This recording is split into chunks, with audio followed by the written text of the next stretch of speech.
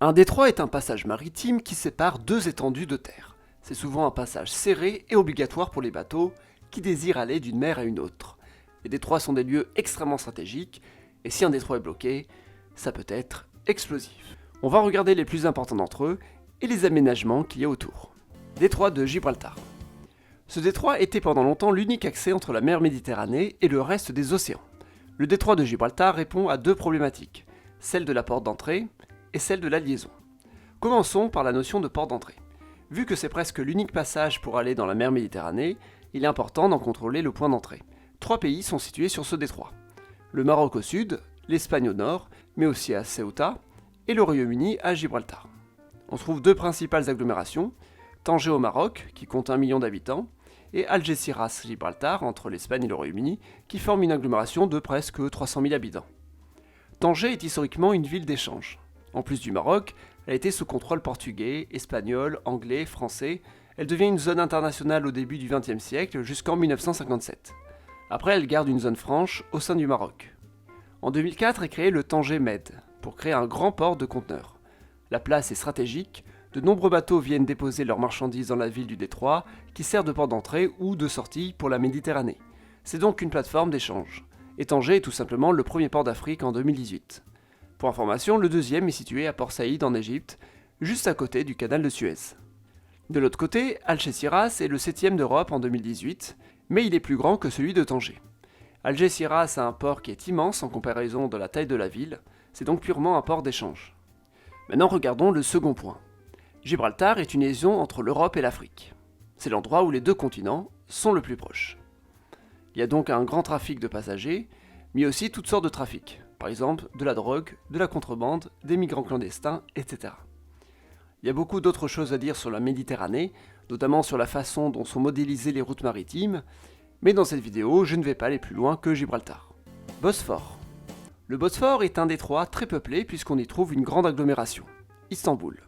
Elle compte environ 15 millions d'habitants, mais ce détroit reste moins important car il ne dessert qu'une petite mer. Le port d'Istanbul est le 13e d'Europe par exemple.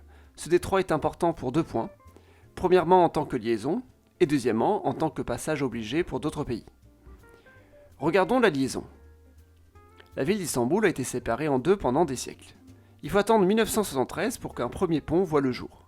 C'était à l'époque le plus grand pont du monde en dehors des États-Unis. 2 autres ponts ont été construits en 1988 et 2016. Puis un tunnel ferroviaire pour le métro en 2013 et un tunnel autoroutier en 2016. Maintenant, regardons la mer Noire. Cette mer est presque fermée et pour beaucoup de pays, le Bosphore est un passage obligé. La Turquie contrôle un passage vital pour plusieurs pays. La Russie a longtemps désiré un accès à la mer Méditerranée et en 1878, suite à la guerre russo-turque, elle a failli faire tomber l'Empire ottoman. Depuis 1936, avec la Convention de Montreux, la Turquie s'engage à la libre circulation des bateaux sur le détroit. Elle n'a pas le droit de bloquer le trafic à certains pays si elle le désire. Cette convention a surtout permis de satisfaire la Russie, à ce moment l'URSS, qui voulait régler ce problème de passage depuis des décennies. Bab el-Mandeb. La porte des Lamentations est un détroit très important car il relie le canal de Suez à l'océan Indien. 3 pays contrôlent le détroit, Djibouti, le Yémen et l'Érythrée. Ce n'a pas toujours été le cas. Jusqu'en 1977, la France contrôlait encore le détroit car Djibouti était une colonie française. Jusqu'en 1990, il y avait 2 Yémen, Yémen du Nord et Yémen du Sud. La frontière entre les deux pays était sur le détroit. Depuis 1993, l'Érythrée est indépendante de l'Éthiopie. Avant, c'était l'Éthiopie qui était sur le détroit. Le principal port à proximité du détroit est celui de Djibouti. Un grand port devait être financé par le gouvernement de Dubaï, mais le projet a été annulé. Finalement, c'est des fonds d'investissement chinois qui ont permis la construction. Aujourd'hui, l'influence chinoise est grandissante. La Chine y a même construit sa première base militaire à l'étranger. Il y a déjà une base américaine et une autre française dans le pays. Détroit d'Ormuz. Ce détroit est un détroit très stratégique. Tout simplement parce que c'est le seul accès pour les pays pétroliers à la mer. L'Arabie Saoudite, par exemple, a l'essentiel de ses ressources pétrolières du côté du Golfe. L'Irak, le Koweït, le Qatar, le Bahreïn ont seulement cet accès à la mer. Tous les bateaux qui desservent presque un tiers du pétrole mondial exporté doivent passer par ce détroit. L'Iran contrôle la partie nord, alors que le sud est contrôlé par l'Oman. C'est une partie séparée du reste du pays qui contrôle le détroit, le reste appartenant aux Émirats arabes unis. L'Iran est en tension avec de nombreux pays arabes et occidentaux. Il est en capacité de pouvoir fermer le détroit. ce qui a provoqué de nombreuses crises. Les pays ont donc tout intérêt à faire transiter leurs ressources par des gazoducs, par exemple, qui sont en projet en Arabie Saoudite et aux Émirats Arabes Unis. Dubaï est une ville qui s'est développée grâce à la proximité du détroit. Ce n'est pas une ville pétrolière, mais elle est devenue une grande plateforme portuaire d'échange de marchandises. Dubaï est le 10e port d'Asie et le premier du Moyen-Orient. En tant que ville de correspondance maritime, elle s'est aussi diversifiée comme plateforme aérienne. L'aéroport de Dubaï est le premier au monde pour le nombre de passagers internationaux. Détroit de Malacca.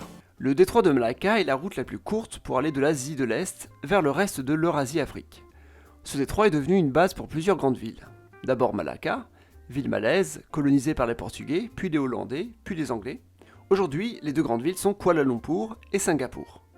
Kuala Lumpur est le 12e port mondial, Singapour le 2e. Singapour est la typique ville qui s'est développée grâce à un détroit. Très bien placée, elle s'est enrichie au fil des années, diversifiant ses revenus. Aujourd'hui, Singapour, en plus d'être une plateforme maritime, est une plateforme financière et aérienne. Son aéroport est un des principaux au monde pour le nombre de passagers internationaux. Kuala Lumpur, capitale de la Malaisie, a tenté ces dernières années de suivre la voie de Singapour. Les deux métropoles font chacune environ 7 millions d'habitants dans l'agglomération. Rançon de la gloire, si ce détroit est très populaire et très fréquenté, il est aussi par la piraterie. Il existe un site qui recense les attaques maritimes survenues dans les précédents jours dans le monde, et comme on peut le voir sur la carte en mars 2022, la plupart des épingles sont sur le détroit de Malacca. C'est surtout les eaux indonésiennes qui sont sensibles à cette piraterie. La Thaïlande a pendant longtemps eu le projet de construire un canal pour permettre aux bateaux d'éviter le détroit. On parle du canal Thaï. Mais le projet coûterait trop cher pour ce qu'il pourrait apporter. Détroit de Torres. Le détroit de Torres est un détroit qui n'est pas très important. Il permet d'aller du Pacifique à l'océan Indien en passant par le sud, entre l'Australie et la Nouvelle-Guinée. Ce n'est pas un détroit très fréquenté, il est utilisé pour les bateaux qui viennent de Singapour et qui doivent aller sur la côte orientale de l'Australie par exemple. Ce détroit est lui-même composé de plusieurs détroits, car on y trouve des îles. Il y a plusieurs passages et certains sont très dangereux. Toutes ces îles appartiennent à l'Australie, ce qui fait que ce pays contrôle le détroit en dépit de la Papouasie-Nouvelle-Guinée. Comme on peut voir sur cette carte générale du trafic maritime, la plupart des bateaux évitent ce détroit et contournent la Nouvelle-Guinée, notamment s'ils viennent de Chine. Détroit de Douvres, Pas-de-Calais. Le Pas-de-Calais, ou détroit de Douvres, peut être considéré comme un des détroits les plus fréquentés au monde, peut-être même le premier au monde, devant celui de Malacca. Selon Trinity House, l'Office britannique de la surveillance maritime, c'est le détroit le plus fréquenté au monde. À cela s'ajoute un trafic de passagers et marchandises entre les deux côtés. En 1997, le port de Douvres a accueilli environ 21 millions de passagers. Record jamais égalé, en 2019 on était à 10 millions. Mais ça reste un des plus grands ports de passagers au monde. Si ce détroit est autant trafiqué, c'est parce qu'on trouve les principaux ports européens juste à côté. Rotterdam, Anvers et Hambourg. Ces ports font partie de la façade de la mer du Nord, qui comprend de nombreux ports, parmi les plus importants d'Europe. Cette façade permet d'approvisionner la mégalopole européenne, la région la plus peuplée d'Europe. En tant que liaison entre la Grande-Bretagne et l'Europe continentale, un tunnel ferroviaire a été mis en place en 1994. Le tunnel sous la Manche. Il est considéré comme le tunnel sous-marin le plus long au monde. Ces dernières années, ce détroit est devenu une traversée très fréquentée par les migrants. La France faisait partie de l'espace Schengen, les migrants qui rentrent dans cet espace peuvent librement circuler sur le territoire. Beaucoup d'entre eux désirent aller au Royaume-Uni, qui n'en fait pas partie. Calais est devenu dans les années 1990, et surtout dans les années 2000, un lieu de campement pour migrants qui a grossi au fil des années, surnommé la jungle de Calais. Détroit de Bering. Le détroit de Bering sépare l'Amérique de l'Asie. Il n'est pas très fréquenté et on ne peut y accéder que pendant l'été septentrional. Mais si on désire aller au sud de la Chine jusqu'à l'Europe du Nord, c'est le chemin le plus court. Par contre, en partant du Vietnam, il devient plus avantageux de passer par le canal de Suez. Avec la fonte des glaces, le passage du nord-est peut devenir avantageux. Mais il pose un problème. C'est que tous les bateaux devront faire la totalité du trajet car il n'y a pas vraiment d'escale, ni d'habitants tout le long. Il est plus commode pour un bateau de déposer les marchandises dans un port et qu'elles soient redistribuées ensuite. C'est pourquoi les bateaux porte-conteneurs n'ont pas intérêt à passer par ce chemin. Et bien voilà, c'était un petit aperçu des différents détroits dans le monde, les principaux. Une prochaine fois, je ferai une vidéo sur les réseaux ou les routes maritimes. À voir. Merci d'avoir regardé, mettez un pouce bleu et abonnez-vous si ça vous a plu.